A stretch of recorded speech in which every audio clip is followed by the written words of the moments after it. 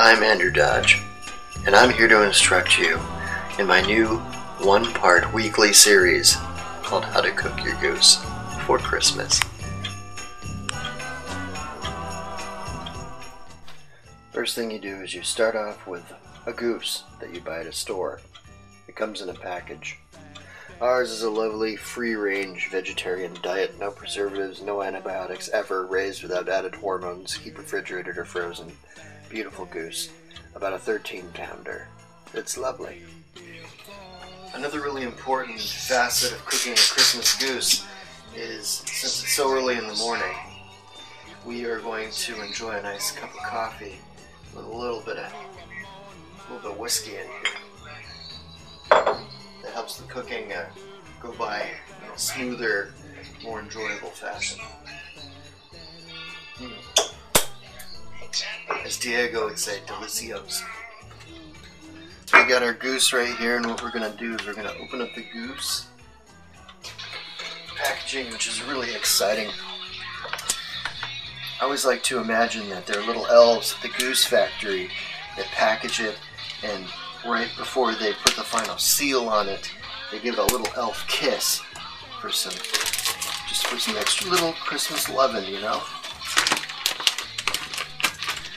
Take the goose out of the packaging. Oh, goosey. Alright, so next we have another sip of our coffee. So good. Alright, make sure that the goose is completely thawed. And then we start to, here's the goose neck. Flip it around. And reach into the cavity. Sorry, ma'am. Pardon me, ma'am. Let me get all the giblets out here. Hey, it's a boy. There. You want to keep the giblets to make sauce later.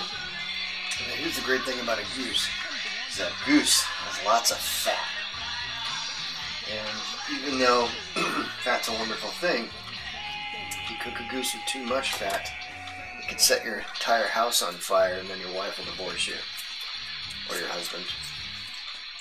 So what you want to do is cut the excess fat off of the back of this goose. The bad news is, bye-bye fat. The good news is we're using it later, which I will show you. So you just cut the excess fat off the goose. Okay. A little bit here. Cutty. It's kind of like a Christmas lipo for a goose. My favorite knife here.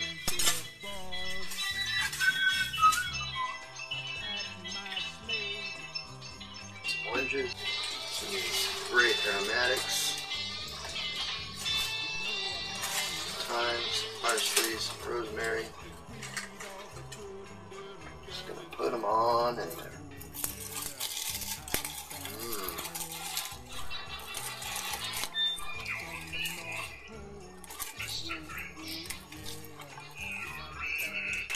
So you're going to get a little bit of string here and tie the goose up.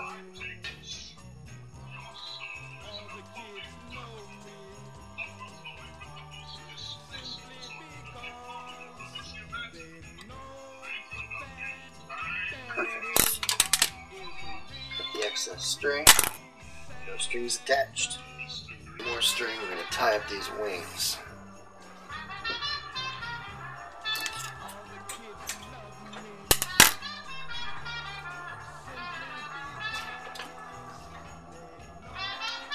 Just a simple little tie-up job. Nothing fancy. Okay, now, here's something delicious and glorious that we need to do. We need to take a fork, and we're going to poke holes all over the body. Why, you ask? Because that helps release some of the fat. You can also get a knife and do cross cuts if you wish.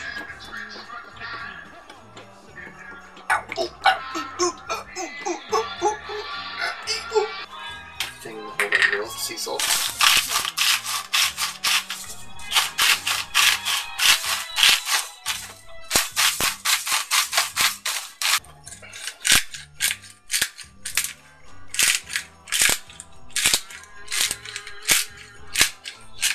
So now the bird is seasoned, enclosed, bound, and ready for the rack. So when you put your bird in the rack in the oven for the first 20 minutes or so, you're putting it breast down. So breast down, baby. Get your breast down. And then after 20 minutes, we're going to take it out and flip her over. And then after that, the calculation is, it's about 15 minutes for every pound of the bird. So this goose is about 12.5 pounds. So 15 times 12. That is about, it's about 1 million hours to cook the goose. So that's why you gotta wake up early. 1 million hours. So now we're gonna put the bird in at 400 degrees for about 20 minutes or so. And while we're waiting for the bird,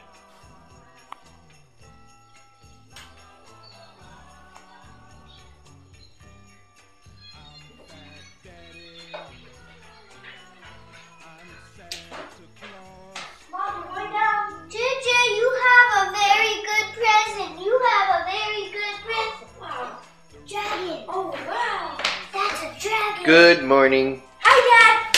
Hi, Dad. Hi, hi,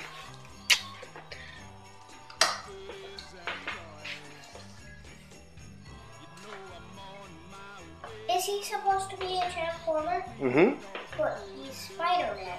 He's a Spider-Man transformer. Cool. There are instructions in there too. Oh, it's the transformer that transforms. So the goose is cooking. As you can see, I've had it in the oven for a little while now. I didn't show you flipping it because, well, everybody knows how to flip a bird, right? See? And I reduced the temperature down to 350, flipped it, put it back in, and, you know, every now and then I'll be siphoning off some of the fat, which you'll see. Alright?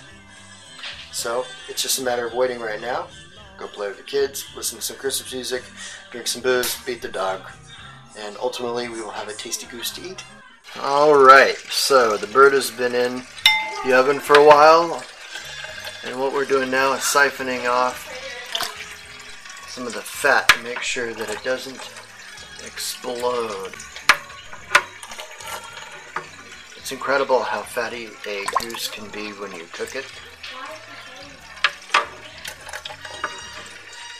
And this is proof. This is how much fat has been come out of the goose so far. There you go, fat goose. Alright, so we have about an hour, hour and a half left to cook. Let's look at the bird real quick. It's looking good. Looking sexy. Now the kitchen is being populated by the wife, who's making a lovely salad. Brussels sprouts and elfin magic. It's a delicious salad. And it's just a matter of waiting and making sure the oven doesn't catch on fire at this point. You can see, look at all the grease, all the fat. We got one, we're working on the other one. But there's something magical that I'm going to be doing with that later that I will share with you. And it'll change your entire world perspective. So stay tuned. So just a few more minutes in the oven, and then we'll pull it out and let it rest for 20 minutes. And I do say the house smells good because of the goose. Do you think the house smells good? Mm-hmm. Frankie, do you think the house smells good?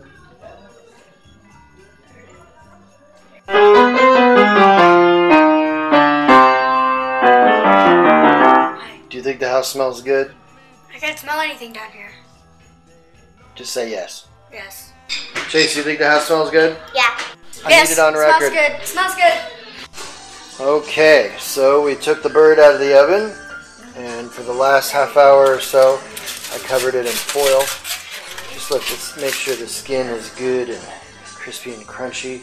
And there she is. And you let the bird rest for a good 20 minutes to half an hour.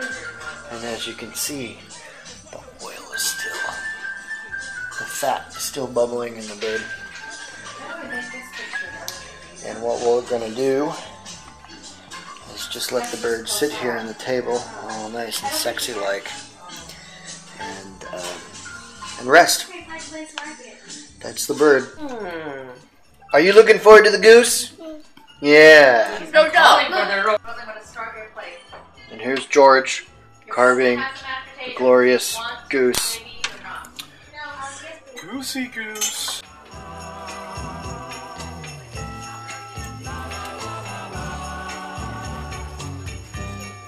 I'm Fat Daddy. I'm Santa Claus. Woo, woo, yeah. I'm Fat Daddy. The reindeer boss. I packed my sleigh with goodies and toys. You know I'm on my way to greet all the good little girls and boys. Oh yeah, I'm Fat Daddy from the North Pole. Woo, woo, yeah, I'm fat. So it is December 26th, the day after Christmas. All the stockings have been taken down with great cheer. And here's the surprise I was telling you about. The goose fat that you keep and don't give up and don't throw away in any way, shape, or form. You use for wonderful, tasty, are you ready? Tater tots. Cooking tater tots in goose fat is probably not recommended by the Surgeon General. But if you want the best tater tots in the world, put a little goose fat in there. Cook them up. Fry them up nice and crispy.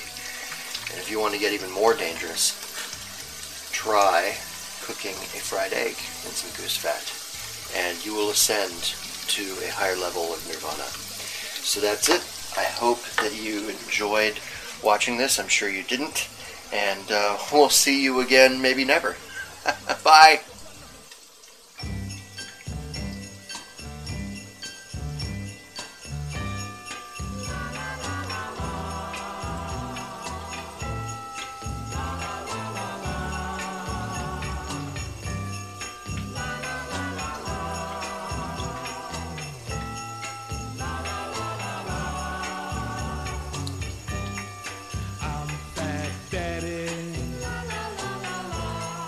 Santa Claus.